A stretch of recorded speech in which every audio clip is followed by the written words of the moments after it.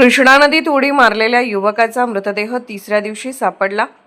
बुधवारी सकाळी अंदाजे 9 वाजण्याच्या सुमारास सांगली शहर पोलीस स्टेशन हद्दीतील नवीन ब्रिज बायपास रोडवरील कृष्णा नदीच्या पुलावरून सांगलीतील संभाजी कॉलनी वसाहतीतील एका युवकाने नदीमध्ये उडी मारून आत्महत्या केल्याची घटना घडली होती।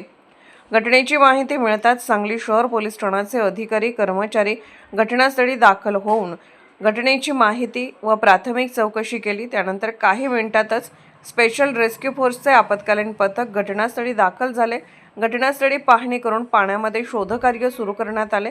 युवकासोबत असलेल्या व्यक्तीने ही घटना प्रत्यक्ष पाहिल्याने त्याने तात्काळ घरच्यांना माहिती दिली की संबंधित युवकाने पुलावरून नदीत उडी मारली आहे। गुरुवार व शुक्रवार असे सलग 2 दिवस स्पेशल रेस्क्यू फोर्सकडून नदीपात्रात शोधकार्य करण्यात आले, मात्र त्यावेळी मृतदेह मिळून आला नव्हता। आज दिनांक 6 मार्च रोजी नदीपात्रात शोधकार्य सुरू असताना दीपक प्रकाश कातारी वय 27 वर्ष राहणार संभाजी कॉलनी वसाहत सांगली यांचा मृतदेह पाण्यात आढळून आला। स्पेशल रेस्क्यू फोर्सच्या पथकाने मृतदेह पाण्यातून बाहेर काढला। घटनास्थळी धाव घेतलेल्या नातेवाईकांनी मृतदेहाची ओळख पटवली। त्यानंतर स्पेशल रेस्क्यू फोर्सच्या रुग्णवाहिकेतून मृतदेह पुढील वैद्यकीय तपासणीसाठी सांगली शासकीय रुग्णालयात पाठवण्यात आला असून पुढील तपास सांगली शहर पोलीस ठाणे करीत आहेत।